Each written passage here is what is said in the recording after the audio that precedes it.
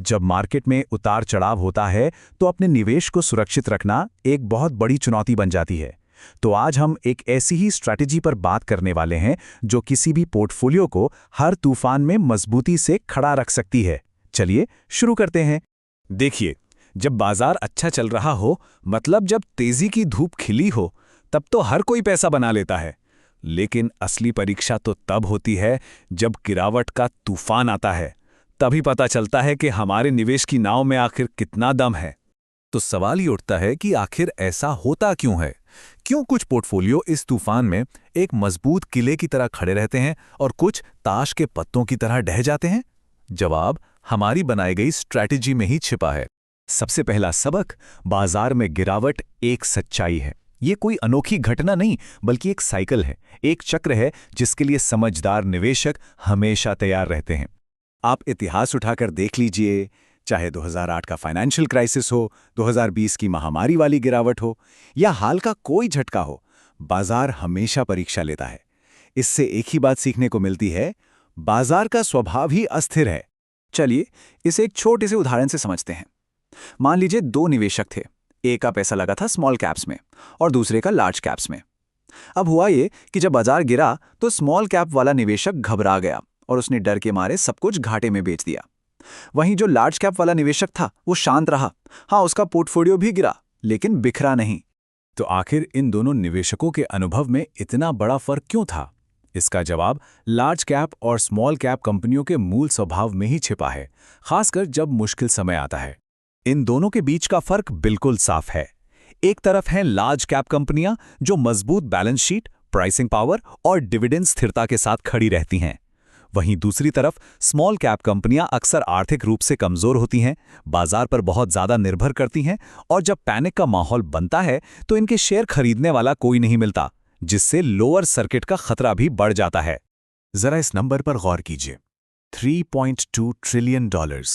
ये वो cash reserve है जो आज लार्ज कैप कंपनीज के पास है। इसका सीधा सा मतलब है कि किसी भी बड़ी संकट में उनके पास टिके रहने के लिए, सर्वाइव करने के लिए काफी पैसा है। यही तो है उनकी मजबूती का सबसे बड़ा सबूत। चलिए अब एक और जरूरी पैमाने को समझते हैं, और वो है बीटा। यह हमें बताता है कि कोई स्टॉक पूरे बाजार की तुलना में कितना ज्यादा जोखिम भरा है।